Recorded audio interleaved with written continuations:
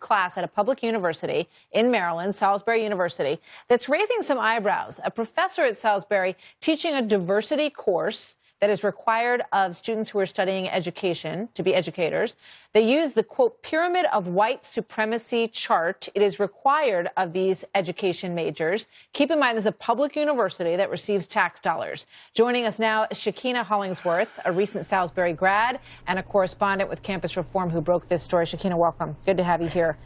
So you graduated from Salisbury last year. You didn't take this class. This is a new class. But when you look at this pyramid, and I want the folks at home to take a look at it, maybe we can get a tight shot of on here. One of the egregious behaviors that leads to genocide, according to this supremacy pyramid, is minimization, and that would be things that white people might say, such as "we live in a post-racial society" or "we all belong to the human race." Those are considered phrases that could potentially be very dangerous. Your thoughts? Well, while that is very disappointing to hear something like that being taught at Salisbury University, it's something that's not new in the least. And I think it's funny that they call this a diversity course when they focus on the most arbitrary things that divide us, like race. And growing up biracial in America, growing up as an African American, I do not see things in a prism of color, nor do I think that the cards were stacked against me because of some white supremacy. You know, so this is a required course, as we said, for the students who are studying to be elementary education teachers.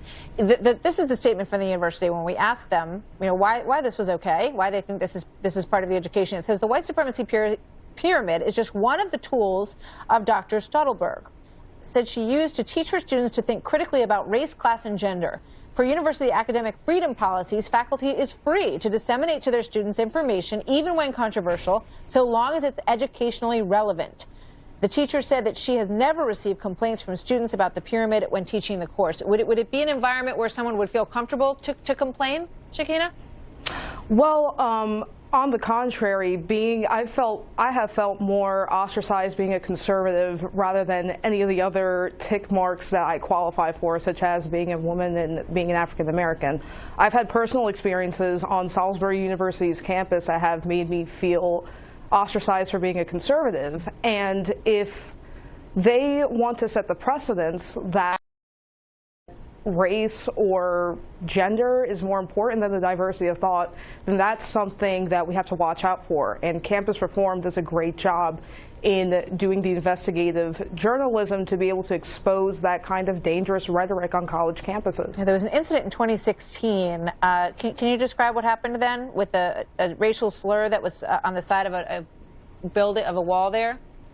Yes, so back in 2016, there were a couple of students who took it upon themselves to write a racial slur on one of the library's whiteboards, and it depicted a hanging man and the N-word being explicitly used. This was done by 2 African American students, and the university declined to detail what happened to these students, if there was any kind of punishment involved, and I can't imagine that if these were white students, what would happen. Yeah, and thank you. I got to leave it there. Thank you so much for being here tonight. We appreciate you bringing the story. Thank you for having me. Shekinah Hollingsworth, good to see you.